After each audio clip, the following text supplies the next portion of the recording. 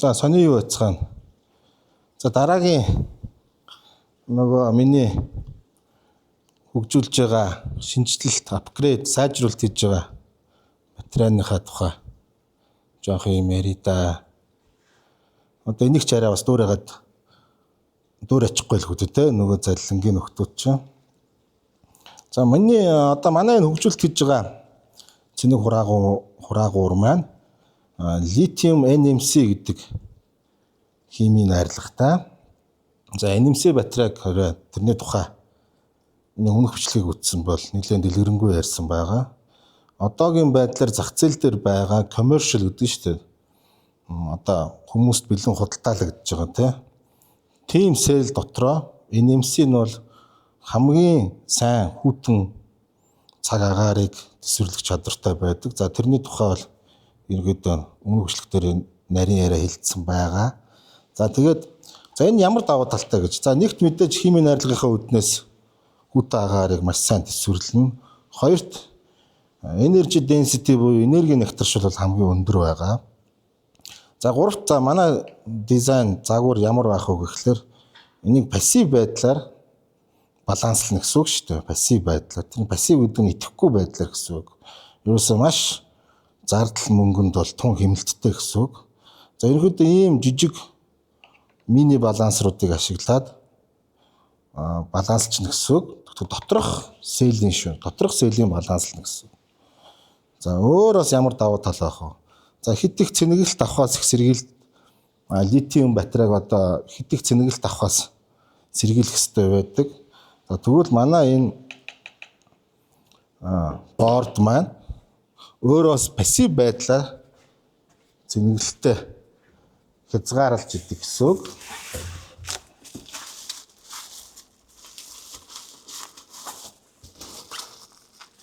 За энэ шүү дээ борд. Өөрөө борд нь BMS нь өөрийнхөө цэнийг гаргана гэсэн.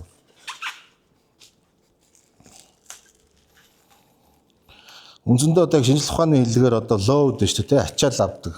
Өөрийнхөө пассив байдлаар сэлээсээ гадна гэсэн. Тэгэхээр энэ маань өөрөө ийм технологи одоогоор бол байхгүй байгаа. За тэгээ манай хөгжүүлэлтчин болохоор яг Монголынхоо нөхцөл тааруулсан байдлаар хийж байгаа. Гол нь хөгжүүлэлт нь тэгж явсан. Хэрвээ Монголд маш сайн үр дүн гаргах юм бол дэлхийн аль ч оронд маш сайн үр дүн гаргана. За энэ бол 50 камерыг бэлдсэн байгаа нь. За энэ бол Аконд бэлдсэн байгаа нь. Шинэ манай дандаа шинэ BMS-үүд шинэ компьютероор суйрлагдж байгаа. За тэгээ өөр бас юу байна? Бас нэг хэлэх сануулахгүй бол манайх ч одоо тийм салбар малбар одоо миний шав мав гэсэн хүн байхгүй. Харин гадуур бол миний бичлэг үздэг фэнүүд их байгаад байна. За саяхан дөө нэг удаагүй нэг жилийн өмнө шүү дээ.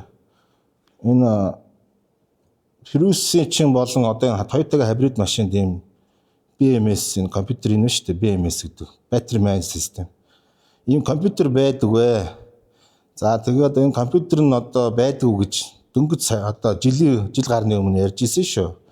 За компьютер байхдаа нэлээд сайн компьютер байгаа. Нэлээд сайн ажиллагаатай гэсэн үг. Энэ маань өөрөө байнга баланслж идэг. Цэник авалт болон гаргалж байгаа машин чи өөрөө байнга баланслж байгаа. За тэгэхээр тэр батарейга баланслан тохируулна гэдээ яриад байдаг шүү дээ. Тийм юм бол үндсэндээ бол баг худлаа төвшинлэг бол орондоо. За эн чи өөрөө ингэж залгагдаад за тэгээд эднүсээр ч гүйтлчингүүгээд ингээд нэг блокоор гэсэн үг шүү дээ. Балансалдаг, цэнэгээ гаргана. Цэнэгээ өгөхдөө ч баланслна, гаргахдаа ч баланслна. За тэгээд бас саяхан санаж ийн нөгөө юм хүүхдүүд юу яриад байлаа. Энэ зэсий чи нөгөө ингээд бараг ингээ ок гэдэг угаалгын номтгийн дотор төмбөнд хийдсэн дэс цэвэрлээд байсан шүү дээ. За дээрээс нь бас ийм компьютер байдгүй гэж яриад байгаа. Компьютер байхдаа маш сайн ажиллагаатай BMS байгаад байгаа шүү. За тэгээд Toyota маань өөрөө ингэж блокоор цэнэгээ өгж гаргаж явах нь шүү дээ. Яагаад тэгэхээр энэ энэ утсуудыг ингээ хөөсөн ч тэр бүгд одоо ингээд дандаа блокоор гэсэн. За тэгэнгүүт за нөгөө нэг батарейн дээр манайх бол одоо ингээд доторх сэлээ бол балансалж штэ тий. Тэгэнгүүт никл металл хайдрид батарей чинь бол доторх сэлээ бол балансалж чадахгүй штэ. Ямар ч төхөөрөмж ашигласан бай. Тэгээд төхөөрөмж гэснээс тэр төхөөрөмжүүдийн чинь одоо эднээс таанаас одоо ингээл фейсмейстер янз бүр юм тавиал миний ярьсан хэлснэг тэгэл нэг жоох эвлүүлэл яриад байгаа нөхдүүд бол тэднээс ашигласан ч бай, тэг бусад нөхдүүдийн ашигласан ч бай төхөөрөмж гэж яриад байгаа юм. Тэгээ дээрээс нь арга аргачлалын хизээж батарей үйлдвэрүүд ашиглахгүй шүү дээ. Гол нь тэрийг мэдэх хэрэгтэй байгаад байна. За тэгээд бас миний нэрийг бариад байлаа. Тэгэхээр одоо юм залилан их байгаа учраас манайх бол ганцхан 5 шардаа л байгаа шүү. Тэгэхээр миний нэрийг барьж тэ залилан хийж байгаа, ярьсан хэлснийг дуурайж байгаа нөхдүүд бол угаасаа залилангийн нөхдүүд заяа. За тэгээд ийм PCB бордон дээр ийм их диод тэ энэ чипүүд маш их юмнууд ингээд хэвлэгдсэн байгаад байгаа шүү. PCB board гэдэг юм аас ойлгох хэрэгтэй байгаа юм. Батарейны компьютер байгаад байгаа. Энэ маань өөрөө printed circuit board гэж байгаа шүү дээ. Хэвлэмэл гэж байгаа. Тэгээ англиар ярих юм бол. Тэгээд энэ дээр шин дандаа цахилгааны хэлхээнүүд чинь явж гинэ гэсэн үг шүү дээ. Бүх юмыг удирдах нь шүү дээ. Вирусը бүх юм энүүгээр л дамжин заяа.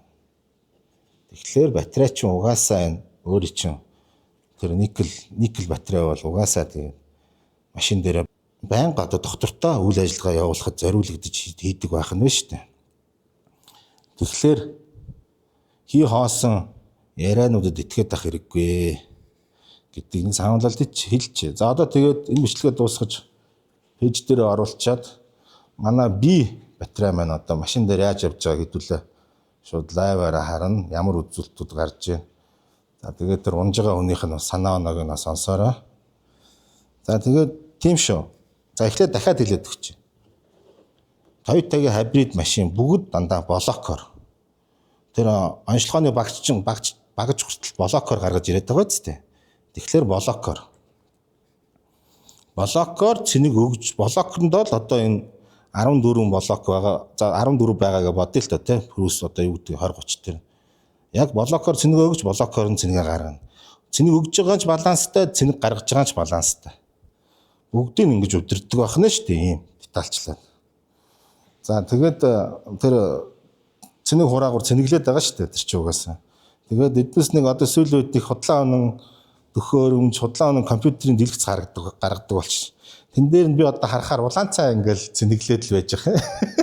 Тэгэл цэнгийн гаргана. Тэгэл тэр цэнгийн гаргасныгаа одоо энэ сайн юм уу гэж яриа байж байгаа шин. Тэгээ одоо сүүлийн үед их ажиллагаа химийн найрлага ярих гэдэг лээ хүний ярьж байгаа юмыг дуурайгаад. Тэгвэл би таатай бүрэн гүйцэд юм яриаггүй гэдгийг ойлгох хэрэгтэй шүү дээ. За тийм байна.